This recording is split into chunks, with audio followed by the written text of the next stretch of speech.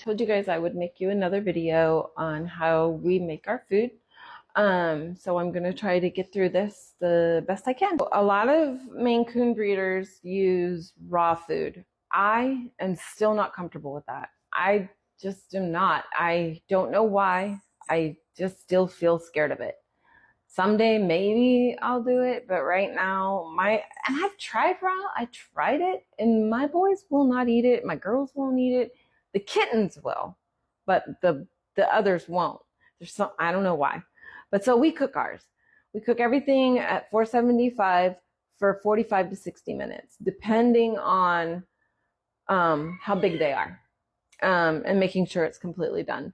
The only thing that's not completely done are the hearts. Hearts and liver we let be a little bit al dente, and so we do the same thing with the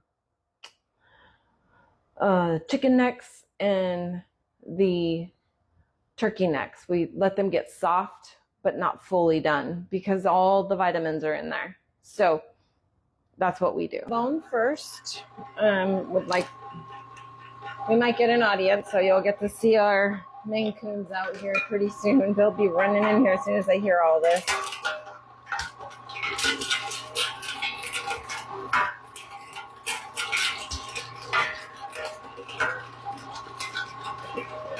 Just be careful when you're putting these in. Sometimes they like to bounce out, so make sure. So this is the skin as well.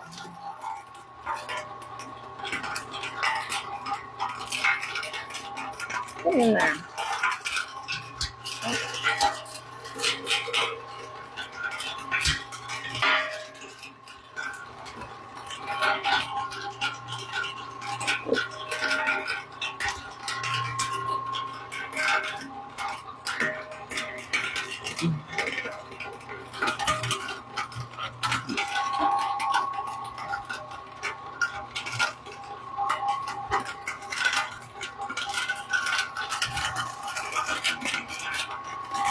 Remember, it has to be cold. If it's not cold, it's not going to work. You're going to have it all just matting up on you.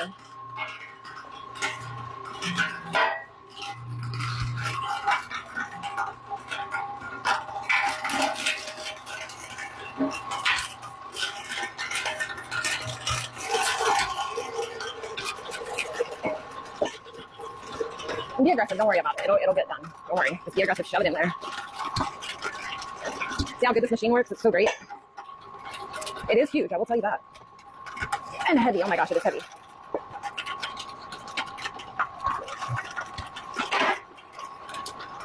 As you can see, there's a lot of chicken in here too still, but I don't care.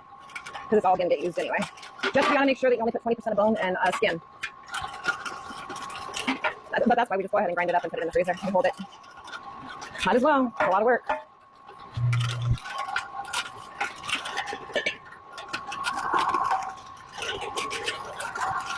It will drag itself down if you can get those legs in there like that. I know you want some. You can wait. You can't have just this.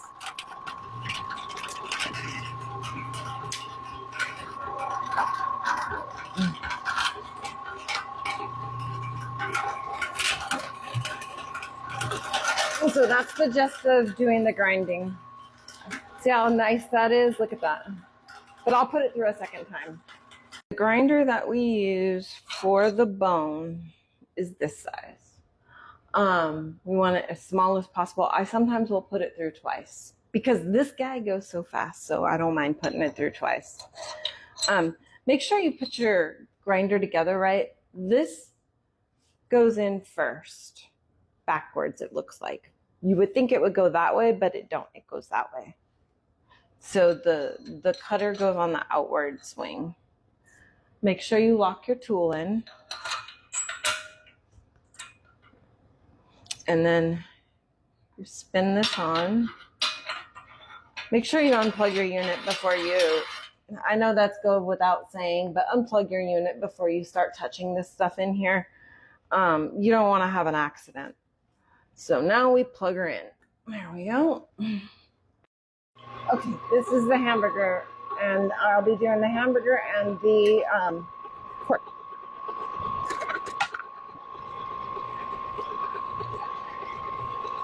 You always do the 80-20 on the hamburger because you want that fat. They need so much fat in their diet. This is for a Maine Coon. Anything that needs a high protein diet, this is a great way to do it.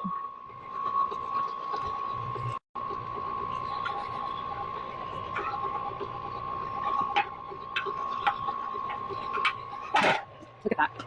Doesn't it look nice? And they're chunks, so it's the way they like to eat it. They don't like it pureed. They hate pureed food. So I mix my hamburger and my protein up. I mean, not my my pork loin up. I like it to be mixed up because they don't like they don't want just one thing. They want a little bit of all of it. So I make sure it's good and mixed. So when I go to do my 80, 20, 30, 40, whatever I'm doing, because you only use 20% of bone, 20% of the other. So then when I start mixing it, then I know that this is well mixed and they'll love it when I start adding it in. But they don't like it just by itself. So I gotta mix it. Okay, now I'm doing the potatoes. This is what's going to be making the gravy, part of the gravy. You need to have something for consistency and texture. So this is what we do so that we don't have to do a bunch of additives. Plus they need their vitamins, their vegetables. And so this is all tinied up hearts and what is the other thing? What is that? That's bacon. Duh. Bacon. Now remember, I'm making a ton of food. This is over 70 pounds of food. I think it's 70 pounds, 50 pounds, maybe it's 50 pounds. I don't know, I'll weigh it this time so I know how much food I made.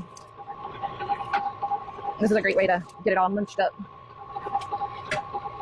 to make the gravy. And then I put it in the processor as well to get the liquid in there because I've got all the drippings. So that's how I make my gravy. As you know, it's so hard to get the right consistency for them, but I finally got the consistency right because they are very picky. Oh my goodness, they are so picky. So I only do 1 pack of carrots for this whole entire batch. And then I add spinach. I puree it as well. Let them have their vegetables, man. You just gotta hide it in the gravy because ours don't like to see it. I don't know why. They're so picky. By the way, I just put my blade in backwards and snapped it, just so you know. Don't put it in backwards. I did it by accident. You see that? It's all ready to be pureed in the machine to get to the gravy part. Woohoo! All right, and then the next step. So these are gizzards. I don't put that in the gravy. They like it in their food. And I do it on the next level so it's not as big, but not small either. See, they're a little more chunky, but not as chunky as the chicken. So here's the chicken. See how the chicken is more separated, a little bit bigger. These are smaller and separated. I don't know how to explain it, but I'm using the circles. Oh, the other one is this. This is a slicer. You see that? That's a slicer. This is what gets it. Okay, making the gravy. We are heating up all of the drippings. So we always heat the drippings. Then you take whatever your favorite food is for them, what's their favorite food, and you put that in there. So we're going to take the drippings, add the food that they like, because this entices them to eat and eat good food. Yes, there's a little bit of bad, but I don't know how your cats are, but I know my cats want that smell of the commercial food. Fine, I'll give you the smell of the commercial food, and some of the vitamins from it. So there you go. So and I don't really add vitamins to mine other than the weight gainer vitamins because they won't eat it if I do. I've tried it and they won't do it. I've tried all different types of vitamins and they won't do it. So I decided to try this, and since I've tried this, it has 100% worked.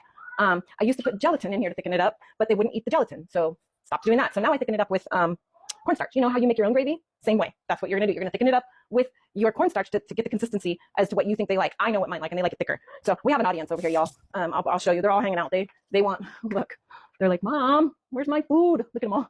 They're all over. They're like, we smell it. We know it's getting work done. There's all the grindings are done. The tool is done being together. And so I'm getting it ready to put away. That thing is heavy, I'm telling you. If you're not very good at holding things, have your husband do it. It's heavy. But anyways, we use different types of foods, of course, you know, just like everybody, we go with what's on sale. But this one's my absolute favorite right now, Alamo Nature. It is really a good, healthy product. Love, love, love. Alamo Nature, I'll put a link for you guys. My cats love it, and it's just a good product. And it's American made. It is, and they source their protein from US and from Aussie World. Come on, y'all, you know where that is. They get it from there where the kangaroos are. Don't ask me to say what it is. I don't know right now. But anyways, I always put a little bit of this in there along with kitten. They love this stuff, but it just gives them that flavor they want to smell. Really, that's all it is. They want the smell. They love the food once they get the smell. So understand that. It's not you. It's what they're used to because of the commercial brands. So just add the commercial brand in the gravy. That's all you need to do. And then they'll eat your product. And then we'll go from there. But this is what we do, and it works wonderfully. I hope you guys are excited to learn a new trick. You know, I just can't do raw. Sorry. I know there's a lot of people who do, and they swear by it, and I just am afraid I will maybe one day do it, but as of now, no way. So not especially with what's happening with food now. You just don't know what you're getting, so cook it. You know, that's just how I feel now because it's just not. You don't know if it's good or not. For the vegetables that I pureed and the hearts and everything, that's all right here. Now we're gonna go hide their vegetables in their gravy. So I don't know how yours are, but mine, if they see it, they won't eat it. So this is how we do it. We hide it in the gravy. whatever, it works. Hide it in your kids' gravy, it works too. And then it's already getting thicker just with that, but I mean from the starch, I'm sure, because there's a little starch in there from the potatoes. And that's really only reason why we use this for the starch to thicken everything up, so we don't have to use as much of the cornstarch. But, you know, it's only a little bit to thicken it up. It's not like we're using it to feed them, so, because we know what corn does to our cats, it just runs right through them, so you're going to be cleaning more poop. Not with this. This is just thickening gravy. And soon I will show you what it looks like. All right, here's my cornstarch, and how I start thickening it is like this. You guys will start thickening it how you like to thicken it, but I get it to a certain consistency, and that becomes their gravy for all of the mixings. It will be good. So little tricks that we learn along the way, that's for sure. But it's the same gravy that we make for ourselves. The only difference is we added their food to it. So don't eat it. Well, the food that we use is human grade, so it probably would be fine. I still wouldn't eat it, but that's just me. Here it's starting to thickening up, so it's starting to get there. So remember that, just like you do your own gravy, just thicken that baby up. Now you can do it in the skillet like you do your regular gravy with milk, but this is how I do it. I do it like this because it's easier. Make sure you don't scorch it, because if it's scorched at all, they're not going to eat it. They know the difference, trust me. So this has their food in it. Potatoes, only 10 potatoes for the whole entire batch. 1 bag of carrots. I've got spinach, green beans, and that is it. Everything else is meat. So, and as long as you're feeding a good, hearty, a good dry food, you don't really have to worry about vitamins so much. But it is in there. You can put the packet in there, order the packet, try it, figure out if your cats will eat it or not. Mine will not. I have tried them all. They all have some kind of an aftertaste. They won't eat it. Tell me a cat don't have taste buds, that's a lie. Because if they didn't have taste buds, then why are they so picky? So I just have read that so many times, and I'm not feeling that at all. All right, it's thickening up now. It's not thick enough, but it's thickening up. I don't want to turn it up too much because I've scorched it before. I'm not even going to puree this because it's already been pureed. Since I got that new machine, I don't have to use the processor anymore. I just do this. Just changes the game. It's quicker. Now we're adding the gravy. I know this is a lot of work, y'all. So if you're not able to do this, it's understandable. We're just doing this because we're cattery and we want the best for our cats when they leave. Now, when our cats leave, they leave on a good product. They leave on Elmo Nature. That way, they're on a good product and you can find it, or they go home with I used to not use the Wholehearted, but I do now. They've changed their sourcing of protein. So Wholehearted is a Petco product or a PetSmart. I can't remember. I think it's Petco. It's a Petco product. And it's great. So it has a lot of good vitamins in it. So we do that and keep them healthy. And they go home on that product. And we mix, until they're 5 years old, we mix kitten food with their adult food for dry. So that starts at 15 months. So until then, they stay on kitten. But they can have all types for wet. So, but for dry, make sure they're on kitten. They need to have all that, the vitamins, but also they need their protein, and they need a very high protein. These guys have so much muscles. So just understand that they've got to have that protein. So these are not like your average cat. So just keep that in mind too. They're not like your basic domestic cat. They are a European Maine Coon with very strong features. And they have the, see how this is made now? That's how they like it. Just a little bit more. They like it a little bit more. I really need to let the gravy cool a little bit. It's a little bit hot. So I'm probably gonna let that cool overnight before I finish. But I wanted to give you guys a good tutorial on how to do this so you understand and feel good about making your own food if you choose to. So if you don't, hey. But it's so nice to know what your cats are getting, that's for darn sure, or any animal really. Reusable bags. I wash the dickens out of them. Like I said, I'm OCD. If y'all don't know that, you probably should know that. I am. So we stack these bags in our freezer, and the reason why we use these bags is because we're trying to save costs. Maine Coons cost a lot to breed, and we want to keep the breed here. We don't want them to go extinct, and we want to keep them around. That's why you have good ethical breeders. When you've got people just breeding to breed for no reason, that's just wrong. So try to do it for the right reasons, and we're doing it for the right reasons. We show our cats. We have a show in January. So if you're in Corpus Christi, come and see us. We will be here. We love to go to the shows. Something that's really cool, and we get to enjoy meeting new people and seeing all the breeders and all their cool things. But if you're a true breeder, you want to do what's right for your cats, and this is what's right. Give them the food they need. So this is how we package them, and then it takes 3 of these packages to feed my cats in the morning. 3 packets like this. That's a lot of food. Can you imagine how many cans I go through if I was to use all cans? It's ridiculous. I would use an entire case, 24, to go through in the morning.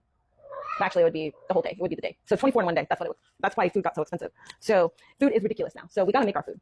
And that's how we package it. And then I do, because of the way my freezer is, I have a double freezer, and the way that I lay it out, it sits nicely 2 stacks together like that, and then side. So that's why I cut these down. So I buy them, and I have a seal mill thing, and I cut them down to the size, the big bags, to fit the sideways. I do that because I want to utilize all my space. So you figure out what works for you. That's what you got to do, is like look at your freezer and see how you need to angle it in there to get enough in there properly. So this is how we make our food. I hope this helps you guys and make some choices whether you want to do it or not. Yes, it's a lot of work. So when people ask me how do you make your food, it's really hard to explain because look at what we do. It's a lot. And if I just tell you this, and then you go and try to do it, you're confused because there is a lot to it. It's not just here's how we do it, go do it. No, you gotta watch somebody do it because I love these zipper things, just so you know. It helps close them nicely. So yeah, so it takes 3 bags, 2 bags this size and the side size to feed my cats for 1 feeding. So I hope again this helps you guys make some decisions on feeding, you know. Actually, I'm gonna go ahead and feed them this right here.